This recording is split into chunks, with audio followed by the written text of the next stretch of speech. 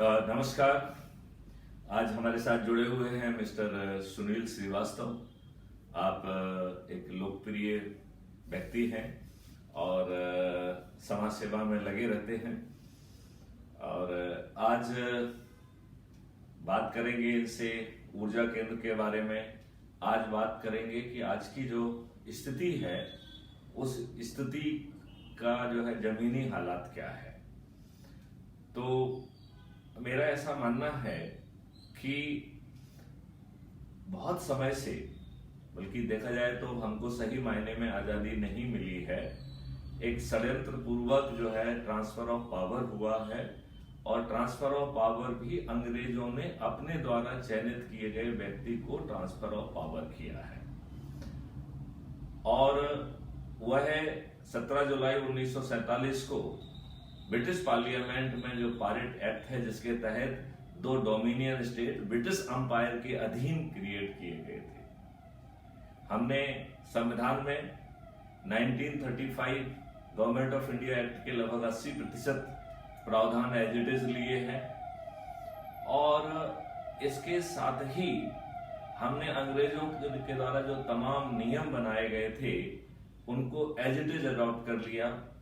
अंग्रेजों ने जो आप गुलामों पे शासन करने के लिए जो ब्यूरोक्रेसी और जो व्यवस्था बनाई थी, हमने उसको एज इट इज अडॉप्ट कर लिया और इस न्याय के मंदिर में बैठकर हमने वो घृणित जो है ना चीजें की हैं, जिससे कि हमारे प्रथम पूजनीय प्रधानमंत्री श्री नेहरू जी अपने सत्ता को जो है अपने जीवन पर्यंत कायम रख सके और इसके बाद उनकी आने वाली उनकी संतानें भी आगे जो है सत्ता में काबिज रही और इसी देह से जो है ढेर सारे एक्ट बनाए गए, जिसमें से पीपल्स रिप्रेजेंटेटिव एक्ट अपने आप में एक है, जिसमें कि डेमोक्रेसी की इंटरनल पॉलिटिकल पार्टी में डेमोक्रेसी की कोई व्यवस्था नहीं की गई। पॉलिटिकल पार्टियों का क्या जो है दायित्व होना चाहिए, क्या कार्रवाई होना चाहिए, इसके बारे में कोई कार्रवाई नहीं की गई। हमने जो है इन पॉलिटिकल पार्टियों को प्राइवेट कंपनी बन जाने दिया, एक परिवार की कंपनियां बन जाने दिया। इस तरीके की हमने कार्रवाई की। संविधान में प्रावधान बहुत अच्छे थे, जिस प्रावधानों के माध्यम से लोग बाग मुख्यमंत्री बने, उसी संविधान के ढेर सारे प्रावधानों का, उत्तरदायित्वों का, संवैधानिक और सार्वभौमिक जो जिम्मेवारियां थी उनका निर्वहन ना करते हुए भी इन दुष्ट राजनेताओं ने अपने आप को सत्ता में काबिज रखा। अन्यथा शेड्यूल 7 में इनके रिस्पॉन्सिबिलिटी और ड्यूटीज दी गई हैं और आर्टिकल 356 में वो व्यवस्था की गई है कि यदि यह अपने कार्य को ठीक ढंग से संपादित नहीं करते हैं तो इनको सत्ताच्युत किया जा सकता है। अब सवाल उठता है कि ये सब व्यवस्था होने के बावजूद भी गवर्नर का भी एक रोल होता है। गवर्नर हर महीने एक रिपोर्ट देता है कि राज्य की व्यवस्था जो है संवैधानिक मशीनरी ठीक ढंग से चल रही है और वो रिपोर्ट दे सकता है कि यदि अपने दायित्वों का निर्वहन नहीं कर रहे हैं तो शासन में हम उनको गिरा सकते हैं। 356 के तहत जो है ऐसे राज्य सरकारों को गिराया जा सकता है जिन्होंने अपने जो है कॉन्स्टिट्यूशनल दायित्वों को पूरा नहीं कर रहे। लेकिन ऐसी नियत कहीं नहीं है, क्योंकि राजनेताओं ने, अब आप ये देखिए, बड़ी विडंबना वाली बात है कि जिस देश में चपरासी बनने के लिए आपको साक्षरता भी होना चाहिए और आपको साक्षर भी होना चाहिए, वहां इस देश के कानून के निर्माता बनने के लिए अनपढ़, गवार और अपराधी क्यों, इसके बारे में 2017 में एक PIL लगाई गई थी, 2018 में, 2019 में भी लगातार इस विषय पर सुप्रीम कोर्ट ने अपने निर्णय दिए हैं।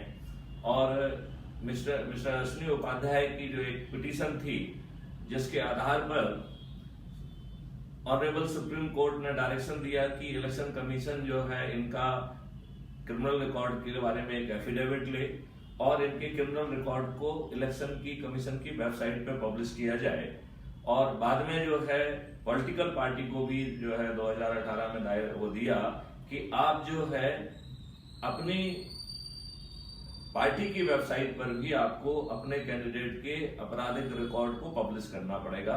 आपको याद होगा कि यूपी और बिहार और बहुत सारी सरकारों ने बहुत सारे चुनावों में उन्होंने अपनी वेबसाइट पर अपने उम्मीदवारों के आपराधिक रिकॉर्ड नहीं पब्लिश किए थे। इस उल्लंघन के लिए 4-5 पार्टियों में 5 लाख रुपए और बाकी को 1-1 लाख रुपए का फाइन किया गया।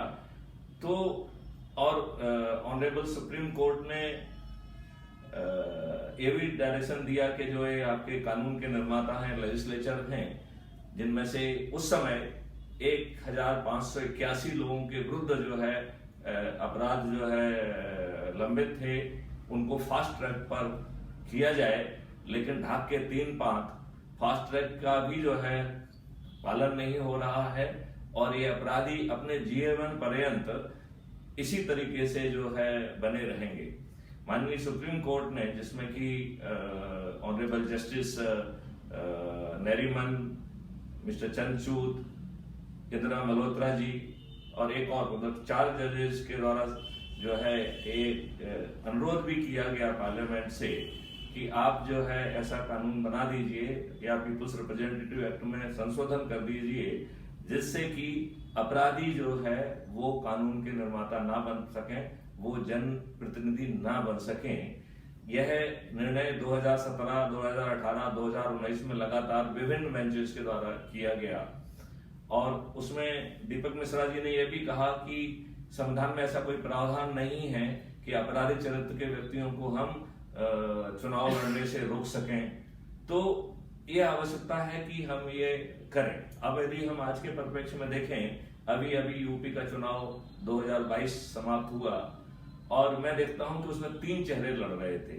2 जो है एक अच्छी व्यवस्था के लिए जिसमें मोदी और योगी को कहेंगे और दूसरी तरफ आसुरी व्यवस्था में अखिलेश यादव एंड पार्टी को कहा जाएगा। तो ये 2 व्यवस्थाओं के लड़ रही थी और जो उम्मीदवार खड़े हुए थे उन उम्मीदवारों का चरित्र और चेहरा दोनों ही गौड़ था। तो लोगों ने वोट उस व्यक्ति को नहीं दिए जो खड़ा है, लोगों ने वोट योगी और मोदी को दिए और योगी जी को विशेष तौर पे वोट इसलिए दिए कि उन्होंने कानून व्यवस्था के फील्ड में, अपराधियों पे कार्रवाई करने के फील्ड में बहुत ही प्रशंसनीय काम किया जिसे लोगों ने सराहा। महिलाएं जो है रात्रि में भी बिना किसी डर के जो है वो घूम सकती थी, जा सकती थी, महिलाओं के प्रति सम्मान की भावना बढ़ी। ये सब चीजों के कारण जो है मूलतः मतलब दूसरे भी अच्छे गवर्नेंस के काम किए, लेकिन मुझे लगता है कि एक सिंगल एक कारण जो है वो सबसे बड़ा कारण था जिसे पब्लिक ने और विशेष तौर पर महिलाओं ने योगी जी की सरकार को चुना। अभी मैं इस बारे में इलेक्शन कमीशन और जो member of legislative assembly MLA जीते हैं उनके आपराधिक चरित्रों के बारे में मैं अध्ययन कर रहा था, तो मुझे ताज्जुब हुआ कि 2017 में 143 जो है एमएलए थे जिनके विरुद्ध आपराधिक रिकॉर्ड थे और आज जो 2022 में हमारी असेंबली गठित हुई है इसमें 205 चेहरे मतलब शुद्ध रूप से 62 चेहरे जो है आपराधिक चरित्र के और जुड़ गए हैं और अब ये परसेंटेज 51% हो गया है। तो जहां लोग बाग लगातार मांग कर रहे हैं कि अपराधी राजनेता नहीं बनना चाहिए, जहां पर सुप्रीम कोर्ट भी लगातार जो है विनय कर रही है, ऐसे निर्देश दे रही है जिससे कि आपराधिक चरित्र के लोग जो है वो चुन के ना आ पाए, फिर भी जो है 2 व्यक्ति तो जेल में रहते हुए और 51% आपराधिक चरित्र के व्यक्ति उन परिस्थितियों में भी जीत पाए जबकि लड़ने वाला चेहरा जो है योगी और मोदी का था और उसका जो इंडिविजुअल व्यक्ति है उसके चेहरे का कोई महत्व ही नहीं था। फिर सवाल उठता है कि बीजेपी ने ऐसा क्यों किया, इतने जो है ना अपराधियों को टिकट क्यों दिया। थोड़ा सा हम उनके बारे में विचार करते हैं, उनकी तरफ से सोचने की कोशिश करते हैं कि उनके जेहन में क्या चल रहा होगा। तो एक तरह से ये मान लेते हैं कि दूसरी पार्टी की तरफ से भी जो आपराधिक चरित्र का व्यक्ति खड़ा हुआ था और उसका चरित्र ऐसा था, डरावना था कि यदि इन्होंने यदि उसे बैलेंस काउंटर बैलेंस नहीं किया होता तो शायद योगी और मोदी का चेहरा होने के बावजूद भी ये हार जाते, ऐसा कोई डर रहा होगा, ये मान लेते हैं 1 मिनट के लिए। या जो ये आपराधिक चरित्र के व्यक्ति जो है, इनके पर्सनल कास्ट और उस सिचुएशन के कारण इनके पीछे जो लोग कुछ खड़े होंगे, वो कहीं वोट जो है भाजपा के खाते से ना निकल जाए, ये भी एक डर हो सकता है। तो फिर जब 2017, 2018, 2019 में लगातार सुप्रीम कोर्ट और बाकी लोग अनुरोध कर रहे हैं कि आप जो है नियम कानून को संशोधित कर दीजिए जिससे अपराधी खड़े ही ना हो पाए, यदि ये नियम बना दिए होते तो दूसरी तरफ से भी अपराधी खड़े नहीं हो पाते। तो आप इस जो कहना चाहिए कि एक आर्टिफिशियल इमेजिनरी डर से आप जो है ना बच सकते थे। इसका मतलब ये है कि हम लोग जो है इन प्रकार सत्ता में बने रहना चाहते हैं। हमारा ये उद्देश्य नहीं है कि हम देश में एक अच्छी राजनीति लाएं, अपराधी विहीन राजनीति लाएं, पार्टी तंत्र विहीन प्रजातंत्र लाएं, खर्च विहीन चुनाव व्यवस्था लाएं, ऐसी हमारी सोच नहीं है। हमने इस बारे में एक डिटेल वीडियो जारी किया है कि कैसे खर्च विहीन चुनाव व्यवस्था संभव है और आपके 100% लोग उसमें वोटिंग भी करेंगे और 1-to-1 कैनवासिंग उसमें एक अपराध होगा। किसी दूसरे व्यक्ति के द्वारा जो है आपके फेवर में यदि आपका प्रचार किया जाता है तो वो भी संज्ञेय अपराध होगा। कोई पार्टी आपके जो जितनी भी पार्टियां हैं वो चुनाव के दौरान शुल्क प्राय हो जाएंगी। ऐसा करते हुए एक खर्च विहीन परफेक्ट चुनाव व्यवस्था संभव है। हमें जो इतने सारे जो है ना काम हमारे डेवलपमेंट के रुक जाते हैं उसका जरूरत नहीं पड़ेगा। हमें जो है ना पोलिंग बूथ बनाना, कितना हम शासन का पैसा खर्च करते हैं, कितनी पुलिस को मूव कराते हैं, कितने फेजेस में करते हैं, उस ऐप के माध्यम से खर्च विहीन चुनाव संभव है। और उसमें ये व्यवस्था भी की गई है कि यदि कोई व्यक्ति चुनाव में खर्च करता है तो वो संज्ञेय, नॉन वेलेबल और मिनिमम जो है ना 7 ईयर का पनिशमेंट उसमें होगा। ऐसी व्यवस्था उसमें होगी। और यदि उसने एक से ज्यादा क्राइम किया है तो उसमें जो पनिशमेंट है वो कॉन्करेंट नहीं दिया जाएगा, कॉन्सिक्वेंशियल दिया जाएगा। मेरा ये भी मानना है कि जो 1-to-1 कैनवासिंग है वो मास लीडर के लिए ठीक नहीं है, क्योंकि हम 1-to-1 कैनवासिंग में वो बात कहते हैं जो हम पब्लिक मंच से नहीं कह सकते हैं। हम उसमें जो है दारू बांटना, पैसे बांटना, साड़ी बांटना, फ्री भी बांटना जैसे घृणित कृत्य करते हैं। मेरा ये मानना है कि जन नेता को 1-to-1 कैनवासिंग प्रतिबंधित होना चाहिए, एक संज्ञेय अपराध होना चाहिए। लेकिन सवाल उठता ये है कि ये आसुरी व्यवस्था हो गई है। यहां पर सत्ता में बैठे लोग जो है घृणा के ऊपर जो है लोगों को डिवाइड करके, हालांकि घृणा के उचित कारण हैं, उन लोगों ने घृणित एक्ट किए हैं, उन पुराने घृणित एक्ट को जो है ना आधार बना के इन प्रकार हम सत्ता में बने रहे, ये नियति पूरी तरह से नियत साफ है। अन्यथा जब योगी और मोदी जी का ही चेहरा लड़ रहा था तो इतने अपराधियों को टिकट नहीं देना चाहिए था। और यदि उनको ये लगता है कि पॉलिटिकल मजबूरी थी तो कानून बना के उस पॉलिटिकल मजबूरी को दूर किया जा सकता था। मेरा यह भी मानना है कि नेहरू जी ने या उसके बाद की सरकारों ने जो भी गड़बड़ियां की हैं, चाहे अंग्रेजों के नियम कानून को अडॉप्ट करने की हो, चाहे जो है ब्यूरोक्रेसी का हो, चाहे उसे ना अकाउंटेबल बनाने का हो, जो कुछ भी गड़बड़ियां की हैं इस पार्लियामेंट के मंदिर में बैठ के की हैं। तो भाजपा जो है उसका प्रचार तो करना चाहती है, लेकिन उसको दूर करने के लिए अपने ही भाजपा के लोगों से कोर्ट में आवेदन लगवा रही है। क्या ये हमारे दुबले पतले चरित्र का द्योतक नहीं है? क्या हम जो 56 इंच के सीने की बात कर रहे हैं, कहीं पे वो 56 इंच का सीना जो है कमजोर महसूस हो रहा है? अन्यथा उस समय वो हमारे चुने हुए प्रतिनिधि थे, आज आप हमारे चुने हुए प्रतिनिधि हैं। आपके पास वही शक्ति उपलब्ध है जो उनके पास उपलब्ध थी। आपको पार्लियामेंट में बैठ के जो उनके द्वारा घृणित काम किए गए थे, जो उनके द्वारा एक्ट बनाए गए थे, उनको जिनको रिपील करना है उनको रिपील किया जाए, जिनको संशोधित करना है उनको संशोधित किया जाए, जो नए कानून बनाना है वो नए कानून बनाया जाए, और हमारी पार्लियामेंट 365 दिन चले और उसमें जो है हर बिंदु पे चर्चा हो। ऐसा नहीं होना चाहिए कि बैक एंड इंजन पे जो है किसी दूसरे ने, थर्ड पार्टी ने कोई बना के दे दिया और हम एक मुखौटा बन के, चूंकि हमें एक्ट पारित करने का, वोट देने का हक है, तो हमारा चेहरे का यूज हुआ, दिमाग किसी दूसरे का है।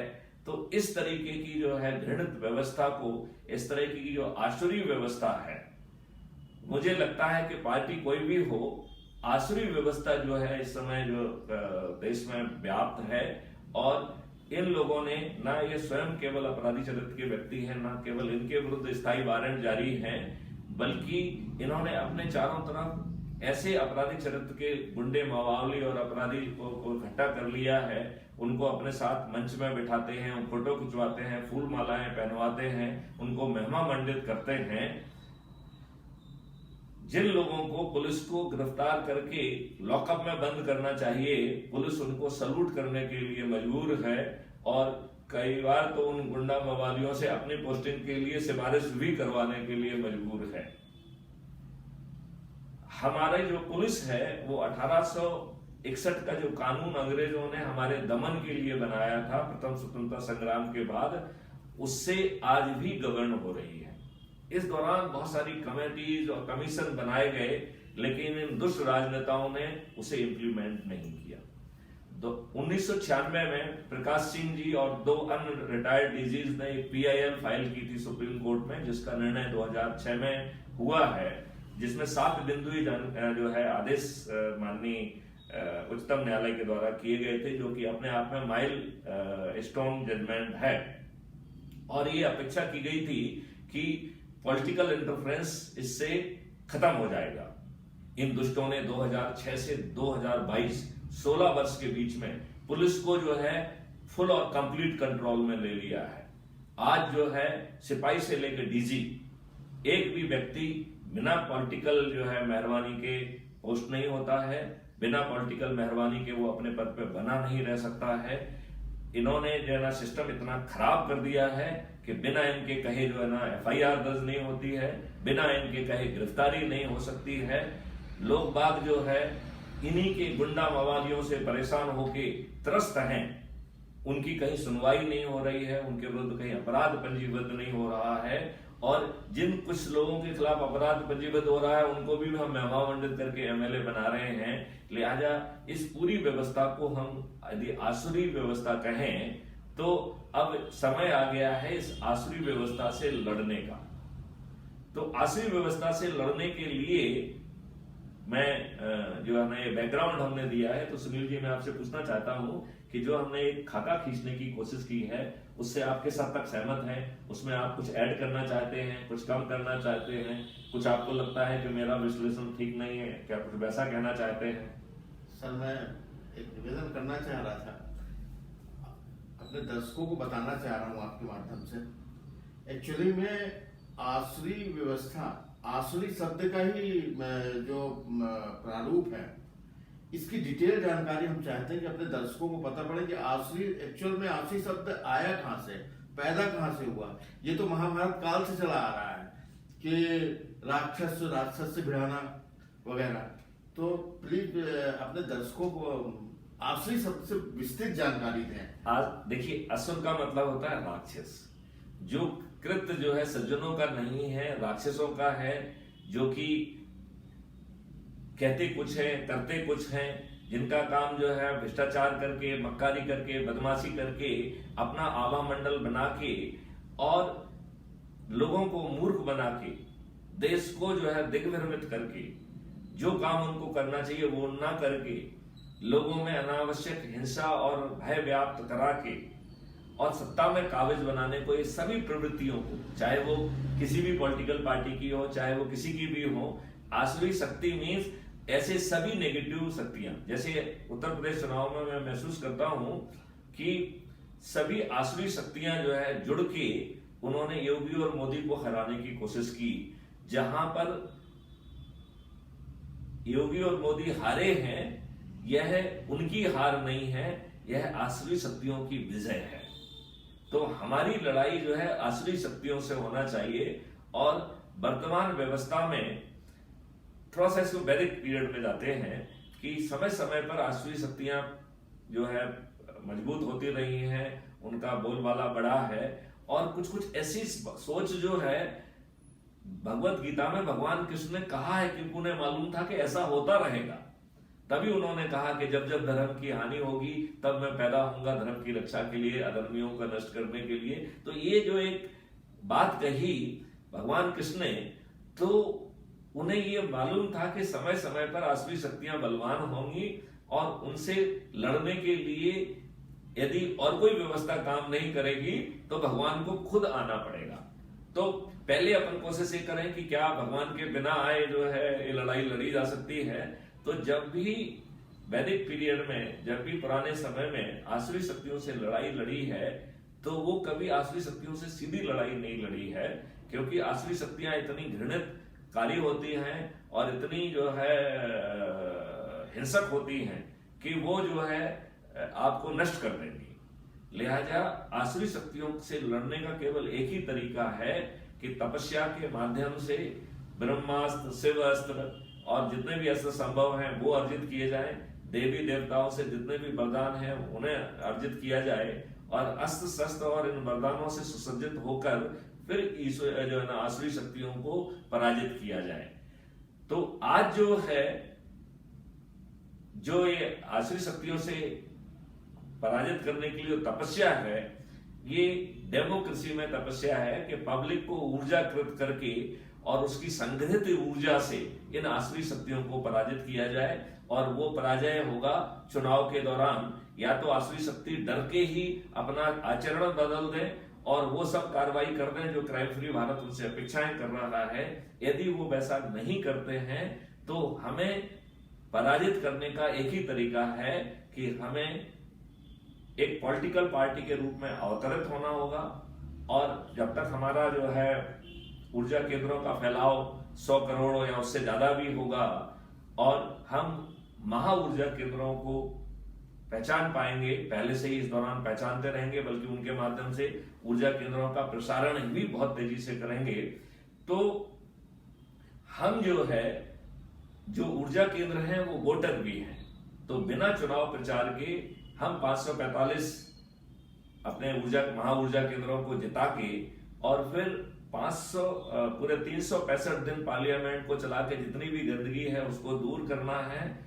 और जैसा कि क्राइम फ्री भारत का मानना है कि पार्टी विहीन प्रजातंत्र ही इस देश का जो है ना एक सही वो है ऑप्शन है, तो क्राइम फ्री भारत पार्टी को यदि मजबूरी में अवतरित होना होता है तो 5 साल में ये सब कार्रवाई करके वह विलुप्त हो जाए, ऐसा संविधान में ही उसकी व्यवस्था करना पड़ेगी। यह उसके कॉन्स्टिट्यूशन में ही यह व्यवस्था करना पड़ेगी कि यह क्राइम फ्री भारत पार्टी भी आगे कंटिन्यू ना करे, नहीं तो वेस्टेड इंटरेस्ट इसके माध्यम से स्वयं सत्ता में काबिज बने रहने का इसे एक साधन मान सकते हैं। लिहाजा क्राइम फ्री भारत यदि एक पॉलिटिकल पार्टी के रूप में अवतरित होती है तो उसे 5 वर्ष में अपने आप को लुप्त करना होगा, ऐसी व्यवस्था करना होगी। तो आसुरी शक्ति का जो आपने जो बिल्कुल समझ में आ गया और मैं थैंक्स कहना चाहूंगा सर को कि सर ने इन जो समाज में, राजनीति में जो कचरा व्याप्त है, जहर व्याप्त है, उसको नष्ट करने का जो बीड़ा उठाया है उसके लिए हम तहे दिल से सर का धन्यवाद देना चाहेंगे और चाहेंगे कि हर घर में इस तरह की ऊर्जा का संचार हो जो इन शक्तियों से लड़ने के लिए आवश्यक है। और ऊर्जा संचार अगर आप और गहराई में समझना चाहते हैं तो ऊर्जा संचार किस तरह से अपने आप में पैदा किया जा सकता है, 2 शब्द वो भी सुनना चाहेंगे, आप लोगों को सुनाते हैं सर। देखिए, ऊर्जा केंद्र जो है एक तपस्या का हिस्सा है और इस तपस्या के माध्यम से हमें पूरे भारत को ऊर्जाकृत करना होगा। और इसमें कबीरदास जी का दोहा जो है, लाली मेरे लाल की जित देखो तित लाल, लाली देखन में चली तो मैं भी हो गई लाल। तो चारों तरफ इतना ऊर्जा कर दिया जाए कि ये असली शक्तियां जो है ये विलुप्त अपने आप हो जाएं, क्योंकि ये अंधकार को रिप्रेजेंट करती हैं, ये अज्ञानता को रिप्रेजेंट करती हैं, यह जो है एक भय को रिप्रेजेंट करती है, हिंसा को रिप्रेजेंट करती हैं। तो ऊर्जा के ज्ञान में ये अपेक्षा की जाती है कि ये स्वतः लुप्त हो जाएंगी। और उसके लिए हमने एक दूसरे रामायण की एक चौपाई का सहारा लिया है कि आसुरी शक्तियों को सीधे लड़ाई नहीं करना चाहिए, हमें पहले उनसे अनुनय विनय और प्रार्थना करना चाहिए। हालांकि चूंकि वो आसुरी शक्तियां हैं तो इस बात की बहुत ज्यादा संभावना है कि आपके अनुनय विनय प्रार्थना पे उनका कुछ वो होगा नहीं, वो आपकी बात नहीं सुनेंगे। फिर हमें जो है ना उन्हें विवश करना चाहिए, और जब वो विवश होने का ना माने तो अंतिम विकल्प के रूप में उनको पराजित करना चाहिए।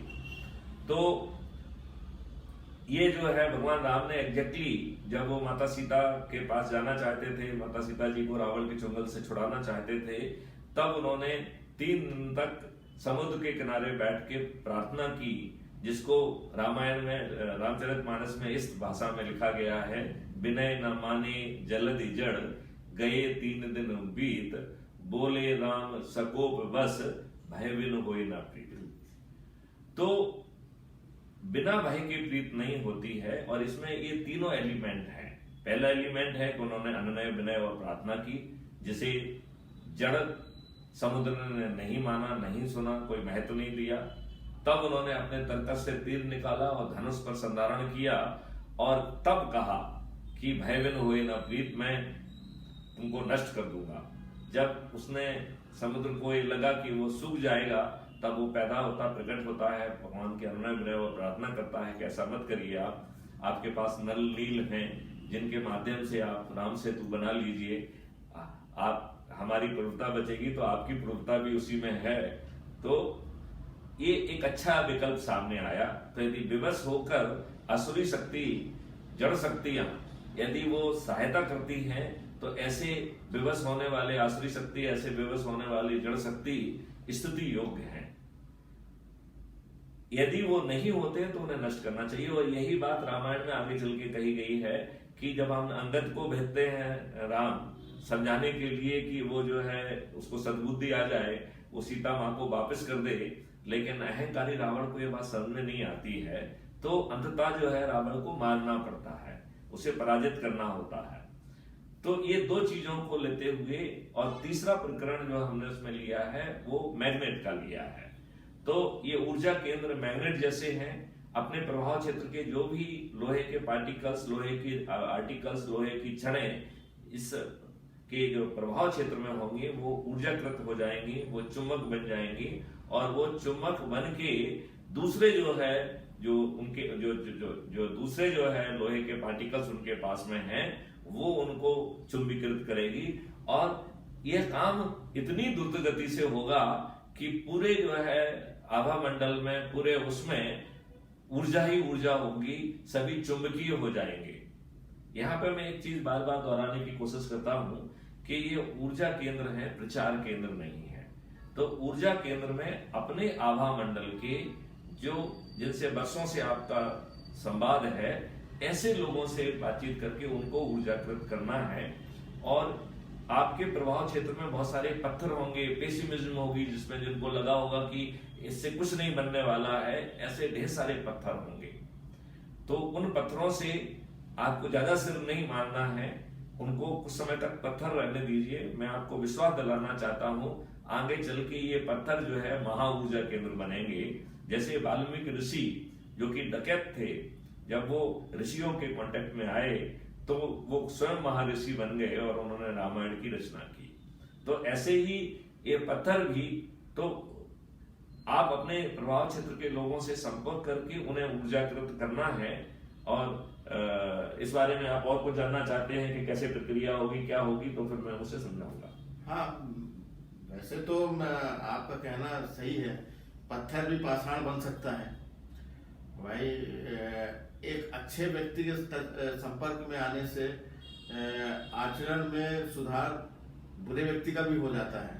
तो हर घर में ऊर्जा का संचार किया जा सकता है, बशर्ते कि अपने अंदर से वो अनुभव करें कि वाकई समाज में इस तरह की आसुरी शक्ति प्रबल हो रही है और उनकी प्रबलता को खत्म करने के लिए कुछ ना कुछ तो करना पड़ेगा।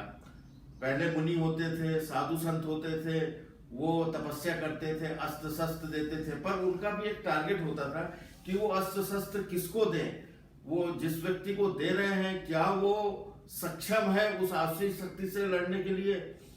आज सर का मैसेज आया मेरे पास, उन्होंने मुझे इस लायक समझा कि मैं इसमें शामिल हूं और मैं भी अपना कुछ समय इसमें दे सकूं। तो जहां तक सवाल है ऊर्जा संचार का, ऊर्जा संचार हर व्यक्ति में होती है, हर व्यक्ति में कोई ना कोई एक आभा होती है जो पीछे से दिखाई देती है। आपने देखा होगा कुछ लोगों से बात करने में बड़ा अच्छा लगता है कि उनको सुने, उनके सामने बैठे, पर कुछ लोगों के आने से ऐसा लगता है कि कितनी जल्दी हो वो जाए। क्यों? क्योंकि उसमें कहीं ना कहीं आसुरी शक्ति विद्यमान है, इसलिए आपकी इच्छा उससे मिलने की नहीं हो रही है। तो जहां तक ऊर्जा का संचार का सवाल है, हर घर में है, हर घर में व्याप्त है, उसको बस जागृत करने की आवश्यकता है। और जैसा सर ने बताया हम लोगों को कि चुनाव हमें करना है कि हम किस व्यक्ति में ऊर्जा का संचार करें जिससे वो समाज में व्याप्त आसुरी शक्ति से लड़ने में सक्षम हो और इस काम में को आगे बढ़ाने में साथ दे सके। सर ठीक कह रहा हूँ सर? आपने बिल्कुल ठीक कहा। इसके जवाब को मैं दो भागों में बांटूंगा। पहले मैं ये बताना चाहूंगा कि ऊर्जा केंद्र बनने में फायदे क्या हैं और फिर उसकी प्रक्रिया क्या होगी। तो उससे क्या है कि हर किसी को समझने का मौका मिलेगा। तो पहली बात तो मैं ये कहना चाहता हूं कि यह ऊर्जा केंद्र जब हम आसुरी शक्तियों को पराजित कर रहे हैं, एक अनूठी प्रक्रिया है जिसमें ना आपको चक्का जाम करना है, ना आपको रेल रोको करना है, ना आपको जुलूस निकालना है, ना आपको दिल्ली जाके जंतर मंतर पे इकट्ठा होना है। क्योंकि यदि आप ऐसा कुछ भी करेंगे तो इन आसुरी शक्तियों के पास इतने गुंडे मवाली हैं, जब उनको सूट नहीं करेगा तो वो अपने गुंडा मवालियों को भेज के उसमें उपद्रव करा देंगे, लाठी चालन करा देंगे, गोली चालन करा देंगे, आपके विरुद्ध झूठे मुकदमे कायम करा देंगे, आप इनकी विरुद्ध जो है लड़ नहीं सकते हैं। तो यह जो ऊर्जा केंद्र का सिद्धांत है, इसमें आसुरी शक्तियों को विवश करके और पराजित करने की दूसरी प्रक्रिया है जिसमें हम असुरों से सीधे नहीं लड़ेंगे। राइट? तो पहले मैं आपको ये बताने की कोशिश करता हूं कि इसमें फायदे क्या है। नंबर 1, आप किसी से नहीं लड़ रहे हैं। राइट? असुरों से तो आप दूर दूर तक नहीं लड़ रहे हैं, असुर को आप दूसरी विद्या के तहत पराजित करेंगे। राइट? नंबर 1। नंबर 2 जो है, आप जब ऊर्जाकृत हो जाएंगे तो आज की जो व्यवस्था के कारण चारों तरफ अंधकार छाया हुआ है, हताशा छाई हुई है, निराशा छाई हुई है और आदमी को ये लगता है कि हम इसमें बदलाव नहीं कर सकते हैं, हम शक्तिहीन हैं। विशेष तौर पे हमारे NRI बच्चे जो बाहर हैं, जो कि इतना बड़ा बड़ा कंट्रीब्यूशन कर रहे हैं, जो अधिकांश बड़ी कंपनियों के CEO बने हुए हैं, जिनके कंट्रीब्यूशन से बिलियंस ऑफ डॉलर जो है ना वो कंपनियां कमा रही हैं, वही बच्चे भारत में अपने आप को असहाय फील करते हैं। उन्हें लगता है कि भारत की इस आसुरी व्यवस्था में कुछ भी अच्छा होना संभव नहीं है, हमारे राजनेता कुछ अच्छा नहीं होने देंगे। तो जो हमने इन्हें चुना है देश के लिए अच्छा करने के लिए, ये खुद देश के अच्छा ना हो इसके जो है ना कारक बन गए हैं। ये खुद जो है अच्छाई को जो है ना गला घोटने वाला बन गए हैं। क्यों? क्योंकि वो अपने हित में उसे दोहन करना चाहते हैं। तो सबसे बड़ा एडवांटेज ऊर्जा केंद्र का यह है कि आपके अंदर जो निराशा है व्यवस्था को लेके, जो हताशा है और जो फ्रस्ट्रेशन है, इस ऊर्जाकृत होते ही वो हताशा, निराशा, फ्रस्ट्रेशन बाहर निकल जाएगा और आपका फोकस और कंसंट्रेशन बढ़ेगा। तो जो आप काम कर रहे हैं उसका आउटपुट इंप्रूव होगा, आपको उससे जो लाभ मिल रहा है, इवन आर्थिक लाभ, वो भी बढ़ेगा। चूंकि आप दूसरे लोगों को ऊर्जाकृत कर रहे हैं तो सामान्य तौर पे हम अपने ही प्रभाव क्षेत्र के लोगों से अपने कामों में बिजी रहते हैं, कभी समय निकाल के बातचीत नहीं कर पाते हैं। जब हमें कोई स्वार्थ होता है, कोई काम होता है, तब उन्हें हम फोन करते हैं, झूठ मूठ का 10-15 मिनट जो है ना उनकी कुशल क्षेम पूछते हैं और फिर जो है अपने निहित स्वार्थ पे आते हैं। तो जब इस व्यवस्था में देखा जाए तो हमारा संवाद का स्तर ये होता है, जिससे आप बात कर रहे हैं वो ऊपर है, आप नीचे हैं। लेकिन जब आप अपने क्षेत्र के लोगों को ऊर्जाकृत करेंगे तो आपके संवाद का स्तर ये होगा, क्योंकि आप किसी स्वार्थ से आप बात नहीं कर रहे हो, आप कुशल क्षेम स्वार्थ के कारण नहीं पूछ रहे हो, बल्कि उसे आप ऊर्जाकृत करके उसे आप लाभान्वित कर रहे हैं। तो आपका संवाद ये रहेगा, आप ऊपर होंगे और आप अपनी नजरों में भी आप अपने आप को अधिक सम्मानित पाएंगे, आपकी सेल्फ स्टीम बढ़ेगी। समाज, जब आप इसको लगातार इस कृत्य को कर रहे होंगे तो धीरे धीरे समाज में आपका सम्मान बढ़ेगा। तीसरी बात, आप किसी भी आसुरी शक्ति से आमना सामना नहीं कर रहे हैं तो इसके नेगेटिव कॉन्सिक्वेंसेस जीरो हैं। आप जो है ना देश में कोई नेगेटिव ऊर्जा पैदा नहीं कर रहे हैं, आप चक्का जाम नहीं कर रहे हैं, पुतला नहीं जला रहे हैं, रेल रोको नहीं कर रहे हैं, तोड़फोड़ नहीं कर रहे हैं, आप टुकड़े टुकड़े गैंग जो है उन जैसा कोई क्रियाकलाप नहीं कर रहे हैं। जो टुकड़े टुकड़े गैंग अपने आप को ओवरनाइट नेता बनाने के लिए करती हैं, वैसा कोई कार्रवाई आप नहीं कर रहे हैं। आपकी हर कार्रवाई सकारात्मक है, लिहाजा आप जो है अपने आप में एक पॉजिटिविटी फील करेंगे, आपका फोकस जो है इंप्रूव होगा, कंसंट्रेशन इंप्रूव होगा, आपके भाव में शांति आएगी, आपके चेहरे पे एक शांति और ऊर्जा दिखाई देगी।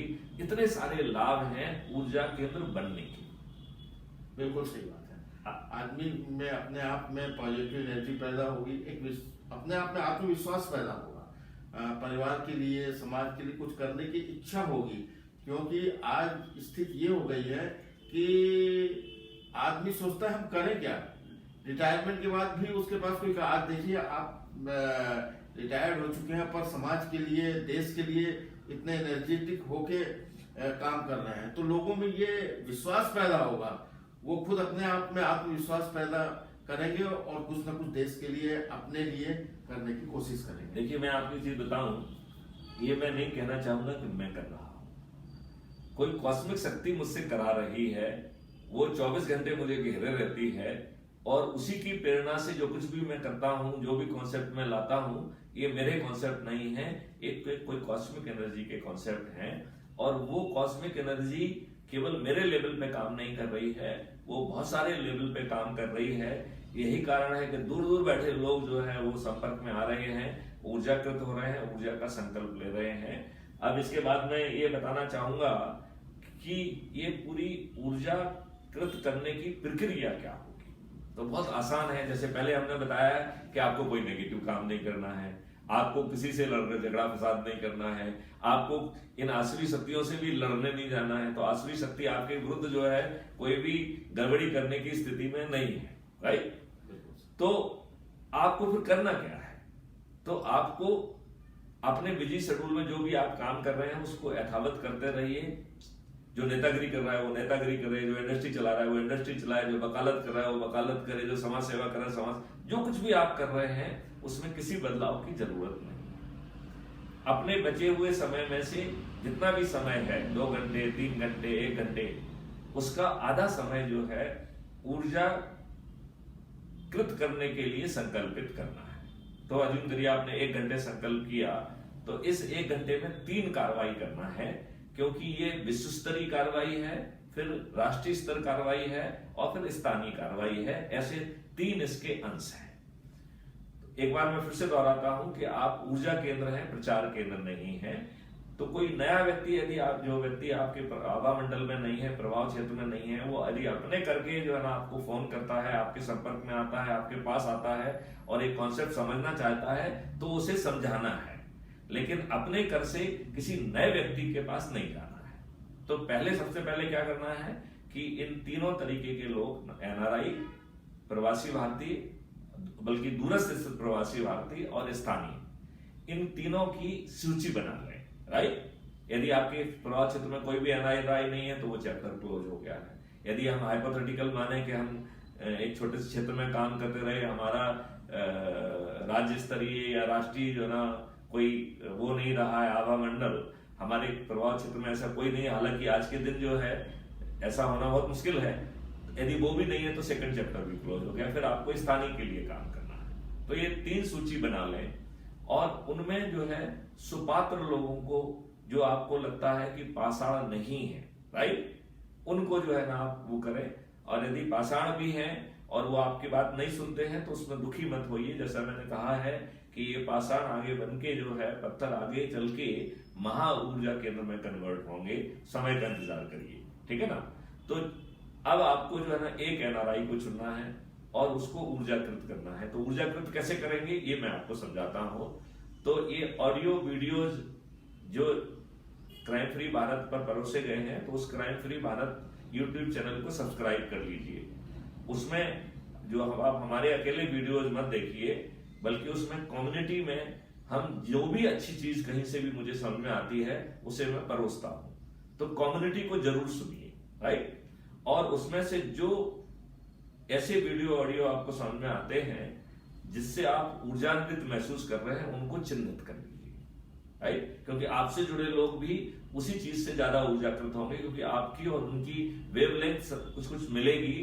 तो जो आपको ऊर्जाकृत कर रही है, ऐसी संभावना है कि आपके आभा मंडल के लोगों को वो ऊर्जाकृत कर पाएंगे। तो वो उसको सुनाइए, संवाद करिए। यदि उनकी कोई जिज्ञासाएं हैं जिनको आप शांत नहीं कर पा रहे हैं, तो आप अपने से किसी भी जो है ना ऊर्जा केंद्र जो आसपास है उससे कर सकते हैं। और कोई नहीं है तो मैं तो अवेलेबल हूं।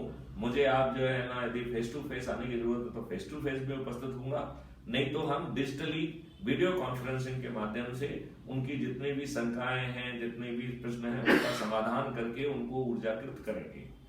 अब ऊर्जाकृत में हमने एक तो काम क्या किया अभी तक कि संचार के साधन को हमने सब्सक्राइब कर दिया। तो क्राइम फ्री भारत क्योंकि संचार का साधन चुना गया है, लिहाजा crime free Bharat YouTube channel को सर्च करके उसे सब्सक्राइब कर देना है और उसके ऑडियो वीडियो भी सुनना है और उसके कम्युनिटी में क्या दिया है उसको भी सुनना है।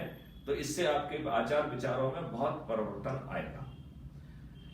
दूसरा जो है आपको 3 तरीके की सूची बनाना है। यदि कोई सूची शून्य है तो भी कोई दिक्कत वाली बात नहीं है। अब अपने समय को आपको इन 3 भागों में अलॉट करना है। उनको ये ऑडियो वीडियो सुना के ऊर्जाकृत करना है, संवाद करना है। कुछ शंका सवय है तो उनको दूर करना है। यदि कुछ शंकाओं को आप दूर नहीं कर पा रहे हैं तो आप उनको मेरा नंबर दे दीजिए और हमें उनका नंबर दे दीजिए, या उसी समय संभव है तो डिजिटल कॉन्फ्रेंसिंग के माध्यम से हम जो है ना उनसे जुड़ सकते हैं। और तो इन पहले में आपको फोन पे बात करना है, दूसरे में भी आपको फोन पे बात करना है और तीसरे में फेस टू फेस संवाद करना है। तो अपने प्रभाव क्षेत्र के जिन लोगों से आप वर्षों से जुड़े हुए हैं, अपनी व्यस्तताओं के कारण आप उनसे बात नहीं कर पाते हैं, इस बहाने से आप उनसे रूबरू हो पाएंगे और उनको ऊर्जाकृत कर पाएंगे। और जैसा संकल्प आपने लिया है ऐसे ही संकल्प उनसे कराना है। तो मैं फिर से जो है ना दोहराता हूं, पहले आपको अपना समय संकल्पित करना है, फिर आपको YouTube channel crime free Bharat को सब्सक्राइब करना है। जब क्राइम फ्री भारत का मेंबरशिप ऐप लॉन्च हो जाएगा तो क्राइम फ्री भारत की मेंबरशिप भी लेना है। तो ये दोनों काम जो है सिर्फ जो है ना कनेक्टिविटी के लिए है। तीसरे काम में आपको अपने प्रभाव क्षेत्र के 3 सूची बनाइए और जो ज्यादा सुपात्र लग रहा है उसको पहले कांटेक्ट करिए, राइट। पहले एनआरआई को जो है ना ऊर्जाकृत कर दीजिए। यदि कोई ऊर्जा एनआरआई आपकी लिस्ट में नहीं है तो उसको चैप्टर को क्लोज मानिए। फिर दूरस्थ स्थित प्रवासी भारतीय को जो है ना चुनिए, यदि कोई नहीं है तो उसको भी क्लोज कर दीजिए। फिर तीसरा है स्थानीय, जहां पे हम फेस टू फेस संवाद की बात कर रहे हैं। तो सुविधा के हिसाब से सुविधा समय चुनिए, या तो उसको अपने पास बुला लीजिए या उसके पास पहुंच जाइए। और बहुत बड़ा जो है ना गैदरिंग नहीं करना है, अपरिचितों को नहीं बुलाना है। जो 2, 4, 6, 10 लोग हों, हमको संतोष होना चाहिए। जो सुविधा से उपलब्ध हैं उन्हीं को हमें संकल्पित करना है, ऊर्जाकृत करना है। और जैसे ही वो संकल्पित हो गया है तो वो ऊर्जाकृत हो गया है। अब जो है संकल्प जब आप ले रहे हैं उसको थोड़ा सा भगवान को या किस तरीके का, मैं भगवान को साक्षी मान के, गीता को मान के, जो भी जिसमें जिसकी आस्था है उसको साक्षी मान के संकल्पित करिए, जिससे कि संकल्प ना टूटे, राइट। और उसके यदि कोई वीडियो बना सकते हैं तो और भी अच्छी बात होगी। और आपको फिर अपना एक व्हाट्सएप ग्रुप बनाना है या टेलीग्राम ग्रुप बनाना है, जिसमें जिन लोगों को आप ऊर्जाकृत करते जा रहे हैं उनको जोड़ते जाइए और आप उसमें मुझे भी जोड़ लीजिए और एडमिन बना दीजिए, तो एक आध जो है ना टेक्निकल व्यक्ति को हम उसमें जोड़ देंगे, तो जो आप वीडियो डालेंगे उस वीडियो को उठा के वो जो है क्राइम फ्री भारत पर जो है अपलोड कर देगा। तो आपकी ऊर्जा से, आपके संकल्प से दूसरे लोग भी जो है वो ऊर्जान्वित होंगे। तो वो कहते हैं ना, लाली ते मेरे लाल की जित देखो तित लाल, लाली देखन मैं चली तो मैं भी हो गई लाल, राइट। तो इस तरीके से हम ऊर्जाकृत हो पाएंगे। तो मेरे ख्याल से ये प्रक्रिया सरल है, इसी को दोहराना है और व्हाट्सएप ग्रुप में उनको जरूर जोड़ते जाना है, जिससे जो वीडियोज आएंगे, यदि मान लो कोई अपने तरीके से नहीं देख पा रहा है तो उसको आप वहां से कॉपी करके अपने ग्रुप में शेयर करते जाइए। थोड़ा बहुत जब आपको समय मिलता है तो संवाद करिए। तो आपके जो, चूंकि वो सभी वही लोग हैं जो आपसे वर्षों से जुड़े हैं, इसी बहाने से आपको उनसे पॉजिटिव कनेक्टिविटी का मौका मिलेगा। आपका जो संबंध है, जो काफी समय से बातचीत ना हो पाने के कारण, व्यस्तता के कारण जो थोड़ा सा ढीला पड़ गया है, वो फिर से जो है ना आप उसे ऊर्जाकृत कर पाएंगे। और उसके कारण जो है, पहले आपको पॉजिटिविटी का फायदा मिला है, नकारात्मकता और हताशा निराशा हट गई है, आप में एक कॉन्फिडेंस पैदा हुआ है कि अब बदलाव आने वाला है, बदलाव आकर ही रहेगा। तो एक तो वो हो गया है। और अब आपको संबंधों की प्रगाढ़ता से, जो लोग वर्षों से जुड़े थे, जिनको जिससे बातचीत करने का आपको कोई बहाना नहीं मिल पा रहा था, इस बहाने से आपकी नेटवर्किंग और संबंध की प्रगाढ़ता जो है बढ़ेगी। अब मेरे ख्याल से सुनील जी, आप ये जरूर जानना चाहते होंगे कि ये ऊर्जाकृत तो हो गए, ऊर्जाकृत से जो है ना हम आसवी शक्तियों पे कैसे काम करेंगे, शायद ये जानना चाहेंगे। बिल्कुल बिल्कुल। तो क्या जानना चाहते हैं आप बताइए, मैं आपकी भाषा में, आपके तरीके से आपको जवाब देने की कोशिश करता हूँ। हम ऊर्जाकृत हो गए, हमारा एक समूह बन गया, काफी लोग एकत्रित हो गए।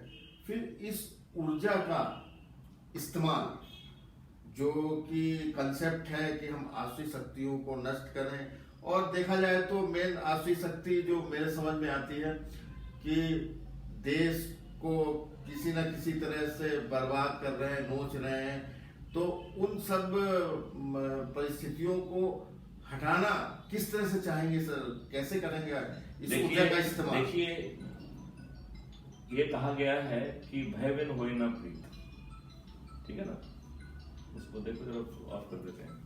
तो ये जो कहा गया है कि भय बिन होए न प्रीत, तो यहाँ पर शंखना जो है बेसिकली थाली बजाकर, दीपक जलाकर और अपने मान का वीडियो का वो करके हम एक ऐसा भय पैदा कर रहे हैं, जो भगवान राम ने कहा है ना, भय बिन होए न प्रीत, कि आसुरी शक्तियां जो है या तो हमारी अनुनय विनय और प्रार्थना को मान लेंगी, यदि नहीं मानती हैं तो फिर हम जो विवश करने के फंडे अभी बताएंगे उस तरीके से हम विवश करने की कोशिश करेंगे, और यदि विवश नहीं होती हैं तो फिर हम जो है कोई दूसरा विकल्प ना होने से क्राइम फ्री भारत दैनिक पॉलिटिकल पार्टी के रूप में अवतरित होगी। और इस दौरान महा ऊर्जा केंद्रों को जो है पहचानेगी और उनके माध्यम से हम बहुत जल्दी जो है ना पूरी पॉपुलेशन में अपना जो है ना चारों तरफ लालिमा को फैलाना चाहेंगे।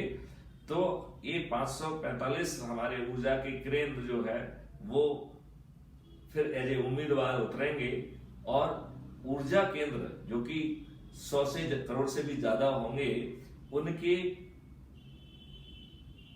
माध्यम से बिना चुनाव प्रचार के हम इन आसुरी शक्तियों की जमानतें जब्त करेंगे और उनको उन्हीं के जो है ना उसमें शिकस्त देंगे।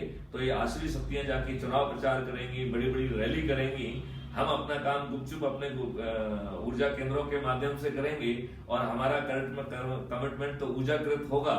तो इनके जो है ना प्रभाव से कोई फर्क पड़ने वाला नहीं है। ये हमारे दृढ़ निश्चय को और बदलाव के संकल्प को नहीं बदल पाएंगे। और फिर जो है क्राइम फ्री भारत जो है एक पॉलिटिकल पार्टी के रूप में अवतरित होकर पूरे 365 दिन जो है पार्लियामेंट चलेगी। संविधान से लेके जितनी व्यवस्थाओं में परिवर्तन करना है वो सब परिवर्तन किए जाएंगे। और चूंकि सभी आपका ही होगा, लिहाजा आपको कहीं पे ना लोकसभा में ना राज्यसभा में कोई प्रॉब्लम आने वाली नहीं है।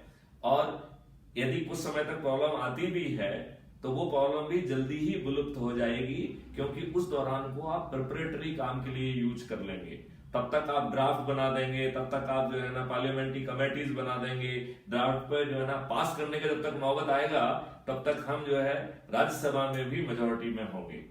और हम जो है, और जब हम अच्छी बात करेंगे, जब उनको चारों तरफ ऊर्जा और भविष्य दिखाई देगा तो वो लोग भी बदल जाएंगे और वो लोग भी संभवतः, चूंकि चतुर लोग होते हैं, लिहाजा वो उनको जो है शायद बेबस होके हमें ना उतरना पड़े, वो खुद ही ये सब काम कर देंगे। हाँ, या तो बदल जाएंगे या मैदान छोड़ देंगे। हाँ, तो एक बहुत ही पावरफुल जो है बदलाव आ पाएगा। और उसके लिए हम क्या करेंगे, आपने देखा होगा कि हमने अपने ऑलरेडी कम्युनिटी पे भी डाला हुआ है, हमारे हर वीडियो में यदि आप जाएंगे तो उसमें डिटेल में दिया गया है कि हम क्या करना चाहते हैं, कैसे करना चाहते हैं। हर चीज के ऊपर हम विस्तृत वीडियो बना रहे हैं जिससे कि हम अपनी बात को पहले से समझा सकें। और अभी जो है ना 2024 के पहले ही बहुत सारी कमेटियां गठित करके हम उसे रिफाइन कर लेंगे। लिहाजा पार्लियामेंट में बहस होगी, सकारात्मक बहस होगी और एक एक सेक्शन पे बहस होगी, क्योंकि 19 घंटे में 21 जो है एक्ट पारित नहीं होंगे। एक एक्ट को पारित करने में हम 10-10 दिन लगाएंगे और एक एक चीज पर बहुत बारीकी से चर्चा करेंगे, उसे पुरस्कृत करेंगे। ऐसा जो है कानून जो है ना में बदलाव लाएंगे, ऐसा व्यवस्था में परिवर्तन लाएंगे। ब्यूरोक्रेसी भी अकाउंटेबल भी होगी और जुडिशरी भी अकाउंटेबल होगी। एग्जीक्यूटिव आज जो है, जो मंत्री एग्जीक्यूटिव भी है और वो पार्लियामेंट में बैठ के वोट दे के जो है कानून भी बनाते हैं। अभी PIL कह रही है, एक में सुप्रीम कोर्ट ने कहा कि जब भी हमें इंटरप्रिटेशन में कोई दिक्कत होती है तो हम पार्लियामेंट्री बहस को देखते हैं। और हमें बड़ा कष्ट होता है जब हम ये पाते हैं कि 19 घंटे में 21 एक्ट पारित हो रहे हैं और पार्लियामेंट के अंदर कोई बहस नहीं हो रही है। यदि पार्लियामेंट के अंदर बहस हो ही नहीं रही है तो ये एक्ट जो पारित हो रहे हैं ये कौन बना रहा है? इसका मतलब है हमारे चुने हुए MLA MP तो नहीं बना रहे हैं, तो राजनेता बना रहे हैं। संभवतः उनकी शक्ति में आपको कुछ भरोसा नहीं होगा, तो क्या ब्यूरोक्रेट बना रहे हैं? शायद ब्यूरोक्रेट भी नहीं बना रहे हैं। इसका मतलब है पर्दे के पीछे कुछ शक्तियां जो है, ये जो चीज आपके ऊपर थोपी जा रही है, ये किसी थर्ड पावर के दिमाग की देन है और उनमें से कई शक्तियां बहुत घृणित शक्तियां हैं। ये देश बहुत सौभाग्यशाली है कि इसमें सुब्रमण्यम स्वामी जैसे नेता भी थे, अन्यथा कांग्रेस ने 2 बार प्रयास किया communal violence prevention and control act लाने का। यदि वो एक्ट आ गया होता तो हिंदू अपने राष्ट्र में जी नहीं सकते थे, ऐसी विडंबना थी वो। ये मैं आप लोगों से अनुरोध करता हूं कि ये एक्ट जो है गूगल पे अवेलेबल है। यदि आप सर्च करेंगे कि कम्युनल वायलेंस एक्ट 2005 या 2011, क्योंकि 2 बार प्रयास किया गया है, इसको 2 बार पेश करने की कोशिश की गई, तो आप ये पाएंगे कि ये कितना घृणित जो है ना एक्ट है। और एक ही थोड़ी है, आप जो है ना देखिए वक्फ बोर्ड में जो अमेंडमेंट 2013 में माननीय मनमोहन सिंह जी ने किए, उसमें जो है आज जो है वक्फ बोर्ड वाला जहां हाथ रख दे वो उनकी संपत्ति बन जाती है। आप ये देखिए द्वारका में उन्होंने कहा कि द्वारका तो हमारी संपत्ति है, तो जो आपका धाम है वो वक्फ बोर्ड, नियम कानून ऐसे बना दिए हैं कि वो जो आपको कहेंगे उसे नोटिस माना जाएगा और 3 महीने में आप यदि सिद्ध नहीं कर पाएंगे कि आप हैं तो वो जो है ना उनका ही माना जाएगा और आपको इंक्रोचर माना जाएगा। इस तरीके के घृणित प्रावधान उसमें रखे गए हैं। आप जो है, जो आपको फंडामेंटल राइट ऑफ मूवमेंट की फ्रीडम है, वो आप मूव भी नहीं कर सकते हैं। उन जगहों को यदि प्रतिबंधित डिक्लेयर कर देंगे तो आप यदि निहत्ते भी उस जगह से गुजरेंगे तो वो अपने आप में अपराध है। उसमें ढेर सारे ऐसे प्रिजम्पशन किए गए हैं जो कि आपके जूरिस्प्रूडेंस का हिस्सा नहीं है, मतलब वो आपकी गिल्ट और आपको अपराधी मान लेंगे। ऐसे घृणित प्रावधान उसमें थे। तो हमको ये समझना पड़ेगा ये घृणित प्रावधान की फैक्ट्री कौन है, कौन से दिमाग हैं जो इसको बना रहे हैं। तो ये चीज समझना पड़ेगी कि क्या जो ये कानून जो कि 19 घंटे में 21 कानून पारित हो रहे हैं, उन्हें हमारे मेंबर ऑफ पार्लियामेंट तो जो है ना बहस ही नहीं हो रही है तो वो तो नहीं बना रहे हैं। तो क्या सरकार बना रही है, क्या ब्यूरोक्रेसी बना रही है? मुझे लगता है कि शायद उनका भी दिमाग नहीं है। तो इसका मतलब है वो तीसरी शक्ति कौन है जो ये इन कुत्सित जो है कानूनों को बना रही है, आपके ऊपर थोप रही है और अपने हितों को साध रही है। लिहाजा हम जो है एक्चुअली में ये शंखनाद है, ये जनता जो है। अभी क्या होता है कि हमारे नेशनल एडवाइजर्स और जो मीडिया के एनालाइजर हैं वो अपने तरीके से चीजों को एनालाइज करके हमारे माननीय प्रधानमंत्री नरेंद्र मोदी जी को डराते हैं, राइट। जब जनता अपना जो है थाली रूपी शंख बजाएगी और दीपक जलाएगी तो दीपावली भी हो जाएगी, और साथ में जो वीडियो चलाएगी तो वो वीडियो में क्या चाहना है, क्या नहीं चाहना है, कैसे चाहना है, वो विस्तृत जो है ना बात रहेगी। जैसे माननीय नरेंद्र मोदी को निश्चित समय सीमा में पूरा करना है, यदि वो नहीं करेंगे तो हम उन्हें विवश करने की कोशिश करेंगे। अब आपको लगेगा कि साहब जो है ना कहां आप और कहां वो, आप क्या विवश करेंगे? तो विवश करने का जो तरीका रहेगा वो ये है कि ना हम आपके कार्यक्रम में जाएंगे, चाहे आप जो आजकल जो एक रिवाज बन गया है कि टैक्स पेयर की मनी से गाड़ियां भी भेजी जाती हैं, ब्रेकफास्ट लंच और डिनर भी दिया जाता है, और पहले 300 रुपए मिलते थे, फिर बाद में शायद 500 मिलने लगे, अभी मुझे कोई बता रहा था शायद रेट बढ़ के 1000 रुपए हो गए हैं। तो ये सब करेंगे तो भी हम आपके कार्यक्रम में नहीं जाएंगे, आपको अपने किसी कार्यक्रम में नहीं बुलाएंगे, आपकी दरबार की शोभा नहीं बनाएंगे, और इस दौरान हम काले झंडे और काला बैंड पहनेंगे। यदि हम दफ्तर में काम कर रहे हैं तो 2 घंटे ज्यादा काम करेंगे जैसे जापानी लोग करते हैं, तो राष्ट्रीय जो है ना उसका वो नहीं होगा, बल्कि राष्ट्रीय उत्पाद बढ़ेगा। और जब जो है आप, चूंकि जब हम 100 करोड़ होंगे तो हमारी उपस्थिति हर गली कोने हर घर में होगी, तो हम जो है जब भी आप हमारे क्षेत्र में धोखे से भटके से कभी कभी तो पहुंचो ही ना, तब हम आपको जो है ना नारे से कहेंगे काले अंग्रेज वापस जाओ, काले अंग्रेज सुधर जाओ, काले अंग्रेज विवश हो जाओ। ये संभावना है कि आप अपने अहम में विवश होने के लिए तैयार ना हो, क्योंकि हम तो आपको जाके फिजिकली मैन हैंडल नहीं करेंगे, हम तो आपको जरा पुतला नहीं चलाएंगे। हम जो भी कार्रवाई करेंगे वो अपने घर के चबूतरे पे, अपने घर के दरवाजे पे, अपने छत पे, जिसके पास जो अवेलेबल है उस पे खड़ा होके थाली रूपी शंखनाद करेंगे। इस बात की संभावना है कि नेता बड़े चतुर होते हैं, वो जनता की भावनाओं को बहुत जल्दी समझ लेते हैं और गिरगिट जैसा रंग बदलते हैं। तो यदि ये विवश हो जाते हैं तो विवश होने वाले लोग बहुत अच्छे होते हैं, क्योंकि आपके जो महा ऊर्जा केंद्र हैं वो कितने विवश होंगे ये तो समय बताएगा। लेकिन यदि ये तो आज विवश हो जाके वो सब व्यवस्थाएं कर देते हैं तो गड़बड़ियां भी दूर हो जाएंगी। फिर इनको 303 की बजाय पूरे 545 जो है ना जिताकर उनको जो है पूरी शक्ति के साथ जो है आगे बढ़ाएंगे, और उनको समय समय पर विवश भी करते रहेंगे, जिससे जो सुधार और जो समृद्धि की रूपरेखा है वो लगातार बढ़ती जाएगी। एक बार हम ये बताना चाहते हैं कि क्राइम फ्री भारत ने क्या प्रायोरिटी तय की हुई है।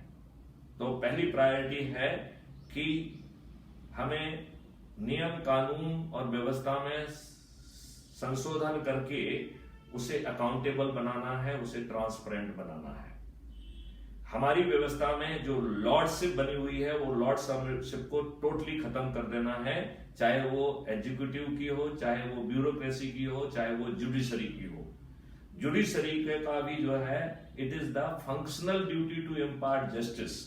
यदि साक्ष्य होते हुए और प्रस्तुत होने के बावजूद भी आप जानबूझ के जो है इनजस्टिस का साथ देते हैं, जानबूझ के किसी बात से प्रभावित होकर गलत निर्णय लेते हैं, तो जुडिशरी मैं आपको आगाह करना चाहता हूं, आने वाले समय में आपको अपने डिसीजन को डिफेंड करना होगा।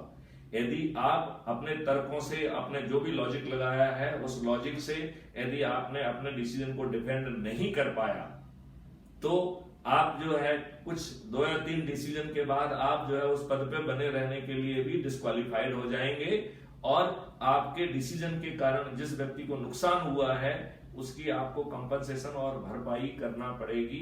ये बात आपको समझना होगी। तो हमारी जुडिशरी भी अकाउंटेबल होगी और हमारी ब्यूरोक्रेसी भी अकाउंटेबल होगी। आज हमारी ब्यूरोक्रेसी पूर्णतया निरंकुश है, क्योंकि वो लॉर्डशिप करने के लिए, गुलामों पर शासन करने के लिए बनाई गई थी, उसे हमने अकाउंटेबल नहीं बनाया है। तो अब ये समय आ गया है जब हमारी ब्यूरोक्रेसी अकाउंटेबल होगी। सभी जो डिसीजन मेकिंग है उन डिसीजन मेकिंग को बहुत तरीके से किया जाएगा। सब चीज को डिजिटल रखा जाएगा, सुरक्षित रखा जाएगा। जो आप चर्चा करेंगे वो चर्चा रिकॉर्डेड होगी, it will be appended in the digital file. तो जो कई बार जो है जो जनरली करते हैं लोग कि सबऑर्डिनेट को बुला के कहते हैं ये लिख के ले आओ, ये कहना संभव नहीं होगा। और 15 साल के बाद ये सब डॉक्यूमेंट जो है पब्लिक में उजागर होंगे। अच्छा, यहाँ पे एक और बहुत बड़ा बदलाव होगा कि ब्यूरोक्रेसी जो है ब्लाइंडली अपने पॉलिटिकल एग्जीक्यूटिव का आदेश नहीं मानेगी। यदि वो आदेश गलत लगता है तो पूरे आकलन के साथ उसे वो पेश करेगी। इसके बाद यदि पॉलिटिकल एग्जीक्यूटिव कोई निर्णय लेते हैं तो वो उसे मानने के लिए विवश होगी। लेकिन यदि उसमें कोई आपराधिक कृत्य बाद में निकलता है तो ब्यूरोक्रेसी उसके लिए उत्तरदायी नहीं होगी। अकेला जो है पॉलिटिकल एग्जीक्यूटिव जेल जाएगा। राइट। 15 साल के बाद चाहे कितना भी आपने सेंसिटिव निर्णय क्यों ना लिया है, वो ना केवल पब्लिक में किया जाएगा बल्कि एक कमीशन कंपल्सरी उसे एग्जामिन करेगा कि कहीं जो है राजनीतिक और ब्यूरोक्रेटिक साठगांठ करके कुछ देशद्रोह की कार्रवाई तो नहीं की गई है। तो उसमें संज्ञान भी लिया जाएगा और पॉलिटिकल और ब्यूरोक्रेटिक दोनों दुष्टों को जेल भेजा जाएगा। तो ऐसी व्यवस्था जो है ना उसमें की जाएगी। फिर हमारा मानना है कि नेहरू जी ने जो पीपल्स रिप्रेजेंटेटिव एक्ट 1950 और 51 में जो व्यवस्थाएं की हैं वो शायद उनकी इस सोच से कहीं प्रभावित रही होंगी कि उन्हें अपने मृत्यु पर्यंत तक जो है ना प्रधानमंत्री बने रहना है और उसके बाद उनके बच्चों को भी बनना है, जो काफी हद तक वो खुद भी सफल हुए और उनके बच्चे भी सफल हुए। यही कारण है कि ये पॉलिटिकल पार्टियां जो है परिवार की पार्टियां बन गई हैं, प्राइवेट पार्टी बन गई हैं। जिस संविधान के माध्यम से वो सत्ता पे आसीन होती हैं उस संविधान की धज्जियां रोज उड़ाती हैं, जबकि संविधान में आर्टिकल 356 है और संविधान में गवर्नर की व्यवस्था है जिसका काम है कि वो हर महीने एक रिपोर्ट राष्ट्रपति को भेजे कि क्या राज्य सरकार संवैधानिक व्यवस्था के अनुरूप चल रही है। यह अत्यंत ही दुख का विषय है, लज्जा का विषय है कि हमारे गवर्नर पब्लिक में प्रेस में रोते हैं लेकिन वो अपनी रिपोर्ट में लिख के क्यों नहीं भेजते हैं कि ये संवैधानिक व्यवस्था का ध्वस्तीकरण हो रहा है, इसको खत्म कर दिया जाए। जैसे 92 में मध्य प्रदेश, उत्तर प्रदेश और राजस्थान की 3 सरकारों को गिराया गया था। यदि हम एक सरकार को भी ठीक ढंग से पुलिसिंग ना करने से, लोगों के अपराध के पंजीयन ना होने से, पुलिस के द्वारा ठीक ढंग से विवेचना ना करने के कारण, जुडिशरी के द्वारा समय पे जो है वो ना देने के कारण, जजमेंट ना देने के कारण यदि हम एक सरकार को डिमोलिश कर देंगे तो ये सब व्यवस्थाएं जो है अपने आप अपनी जगह पे आ जाएंगी। संविधान में व्यवस्था है, हमने इसे करने की इंस्टीट्यूशनल मैकेनिज्म को नपुंसक बना दिया है। वो जो है इस बंदर मार्ट में, इस साठगांठ में, इस लूट में हिस्सेदार बन गए हैं। वो अपने कर्तव्यों का वो नहीं करना चाह रहे हैं और हमें इस बात में ज्यादा रुचि है कि हमें मालदार विभाग मिल जाए। हमें इस बात में ज्यादा रुचि है कि रिटायरमेंट के बाद भी मुझे कोई अच्छा जो है ना मलाई वाला जो पोस्ट मिल जाए, हमें कहीं पे गवर्नर बना दिया जाए। ये रुचि ज्यादा है और हम जो है उस रुचि में ही बने रहते हैं। अब देखिए, एक बड़ा विडंबना का विषय नहीं है क्या कि इन नेताओं को 5-5, 6-6, 7-7 पेंशन मिल रही हैं और एक दिन पे भी यदि किसी हाउस के मेंबर रहते हैं तो भी इन्हें पेंशन मिलेगी। एक ब्यूरोक्रेट जो कि 35 और 40 साल की नौकरी करता है उसे पेंशन का पात्रता 2004 से बंद कर दी गई है। क्या ये दुष्टता के तहत की गई है जिससे ब्यूरोक्रेसी, अधिकांश ब्यूरोक्रेसी तो वैसे भी नतमस्तक थी, कुछ उद्दंड जो टाइप के जो नेशनलिस्ट लोग हैं जो कि फिर भी नहीं डरते थे, क्या ये उनको डराने की साजिश है? क्या उनको असुरक्षित भविष्य के कारण कुछ भ्रष्टाचार करने के लिए लॉलीपॉप डाला गया है जिससे कि उनके उस भ्रष्टाचारों के कारनामों को यूज करके ये उन्हें अपनी लाइन में टो करने के लिए मजबूर कर सकें? आई डोंट नो, इस पे विवेचन की जरूरत है। लेकिन यदि पेंशन नहीं मिल रही है तो ये पेंशन जो है वो राजनेताओं को तो बिल्कुल भी नहीं मिलना चाहिए। तो आज के बाद जो राजनेता बने उनको जो है ना पेंशन का हक नहीं होना चाहिए। ये बहुत ज्यादा आवश्यक चीज है। बात आप मान रहे कि नहीं मान रहे? बिल्कुल सही। अच्छा, आप ये बताइए कि अच्छा फिर इसके बाद हमारा मानना है कि हमें साइबर क्राइम फ्री भारत करना है, फिर हमें पेपर करेंसी मुक्त भारत करना है, क्योंकि ये पेपर करेंसी के कारण ही काला धन पैदा हो रहा है। पेपर करेंसी के कारण ही भ्रष्टाचार हो रहा है, पेपर करेंसी के कारण ही ड्रग माफिया को जो है पैसा पहुंच रहा है, पेपर करेंसी के कारण ही जो है टेररिस्ट को, टुकड़े टुकड़े गैंग को, राष्ट्रद्रोही ताकतों को जो है ना पैसा पहुंच रहा है, और इन आधे अपराधी राजनेताओं को भी ये पैसा इसी करेंसी के कारण पहुंच रहा है। जिस समय ये डिजिटल करेंसी पूरी तरह से होगी, पेपर करेंसी जो है ना विलुप्त कर दी जाएगी, उस समय जो है ये कुछ भी गड़बड़ियां नहीं हो पाएंगी। हम सिर्फ जो है डिजिटल करेंसी पर कोई टैक्स फ्री भारत भी पैदा करना चाहते हैं। 2% की ट्रांजैक्शन फीस से लगा के हम जो है आज जो पैसा जो है सरकार इकट्ठा कर रही है, उससे 4 गुना और 10 गुना ज्यादा पैसा हमें जो है ना इकट्ठा हो पाएगा। हमारा इंफ्रास्ट्रक्चर का डेवलपमेंट, हमारा जो है ना इंटरनल सिक्योरिटी, एक्सटर्नल सिक्योरिटी, सभी जो है ना बहुत अच्छे ढंग से हम मजबूत कर पाएंगे। और चूंकि काला धन भी नहीं होगा, करप्शन भी नहीं होगा, तो हमारा जो ये 10 गुना पैसा है, इससे 20 गुना ज्यादा काम हो पाएगा। और फिर जो हमारी स्पेरेबल इनकम होगी, एक तो हमारी जो जनता है वो जो अभी महंगाई के मार से जो ना मर रही है वो कम हो जाएगी, क्योंकि भ्रष्टाचार हो ही नहीं सकता है, लिहाजा महंगाई अपने आप खत्म हो जाएगी और स्पेरेबल इनकम, डिस्पोजेबल इनकम बढ़ेगी, जिससे कि हमारा जो है जो कहते हैं भारत, वो एक सोने की चिड़िया बन जाएगा। मैं यहाँ पे ये भी बताना चाहता हूँ कि क्राइम फ्री भारत का एक पूरा आयुष मॉडल है, जो उसको जहर मुक्त करके अमृत युक्त कर देगा, और फिर हम अमृत को अमृत के भाव में अपने इकोसिस्टम के माध्यम से बेचेंगे, किसी दूसरे को नहीं बेचेंगे। और उसका पूरा लाभ 100% लाभ जो है वो, चूंकि हर प्रोडक्ट से जो है किसान की QR कोड से जुड़ाव होगा, उसके खुद की आइडेंटिटी, उसके खेत की आइडेंटिटी, उसकी क्वालिटी की आइडेंटिटी, उसकी टेस्ट की आइडेंटिटी, वो जो है QR कोड के माध्यम से हर पैकेज पे स्थित होगी। और जब वो फाइनली बिकेगा तो भारत में जो है वो 2 MSP से 3 MSP के बीच में बिकेगा, और क्राइम फ्री भारत के वॉलेट के थ्रू खरीदा जाएगा तो उसमें 10% का डिस्काउंट होगा। इसका मतलब है 1.8 MSP से 2.77 MSP तक वर्ल्ड की बेस्ट क्वालिटी जो है ना चीज अवेलेबल होगी कंज्यूमर को एट हिज डोर स्टेप। किसानों को 1 MSP बिना किसी खर्च के मिलेगी, बिना किसी खर्च के, राइट। और जो विदेश में बेचा जाएगा वो 10 MSP से 100 MSP के बीच में बेचेगा।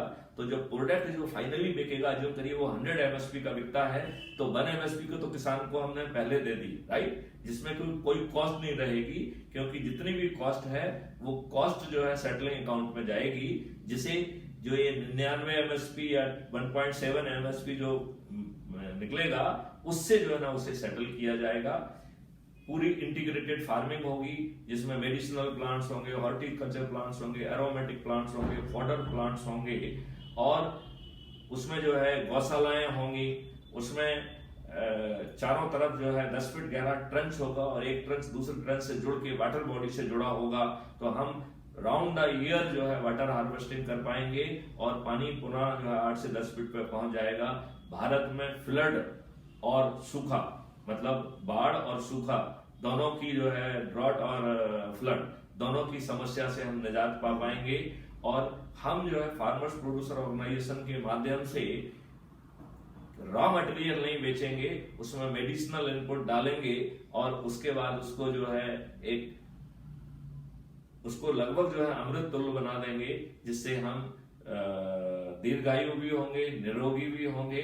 और दीर्घायु और निरोगी होने की विदेशियों को ज्यादा जरूरत है, क्योंकि उनकी दिनचर्या ज्यादा खराब है, तो वो आसानी से 10 MSP से 100 MSP पे भारतीय प्रोडक्ट को खरीदेंगे, क्योंकि भारत के जो प्रोडक्ट होंगे वो भगवान ने खुद गढ़े हैं, उसमें ही संजीवनी है, उसमें ही सब चीजें हैं। यदि वो यहाँ से बीज ले भी जाते हैं और वो अपनी भूमि पे पैदा करेंगे, तो उसमें वो मेडिसिनल वैल्यू नहीं होगी। हमारी चाहे देसी गाय ही यदि वो वहां ले जाएंगे, तो उस वहां का वातावरण यहाँ के वातावरण से भिन्न होगा, तो उसकी जो मेडिसिनल वैल्यू है, जो उसकी अल्फा 2 वैरायटी का जो फायदा है, वो वहां नहीं मिलेगा। तो आगे चल के हम अपने देश को न केवल समृद्ध बनाएंगे, निरोगी बनाएंगे और दीर्घायु भी बनाएंगे। हमारी आत्माएं जो है वो धन कमाने के लिए नहीं आई हैं, आत्मा किसी बड़े काम के लिए आई हैं। तो हर आत्मा को पूरा प्रफुल्लित होने का मौका मिलेगा। संभवतः आत्मा जिस काम से आई है उस काम को करने का भी समय मिलेगा। हम ऐसे सतयुगी भारत की स्थापना कर पाएंगे और उसके लिए आपको कुछ करना नहीं है, आपको कहीं जाना नहीं है, आपको किसी आसुरी शक्ति से लड़ना नहीं है। आपको जो है अपना ही काम अच्छे ढंग से करना है, अपने ही लोग जिनसे आज आप बातचीत नहीं कर पा रहे हैं उनको ऊर्जाकृत करना है और थाली रूपी शंखनाद से इन्हें जिनसे अन्वय विनय और प्रार्थना करना है, फिर विवश करना है। अन्यथा हम अपने महा ऊर्जा केंद्रों के माध्यम से इन्हें इन्हीं के गेम में जो है ना परास्त करेंगे, इनकी जमानतें जब्त करेंगे। भाइयों आप ये बताइए सुनील जी, ये रणनीति आपको कैसी लग रही है? आपके क्या सुझाव हैं? रणनीति बहुत अच्छी है। इससे देश का किसान मजबूत होगा, देश की अर्थव्यवस्था मजबूत होगी।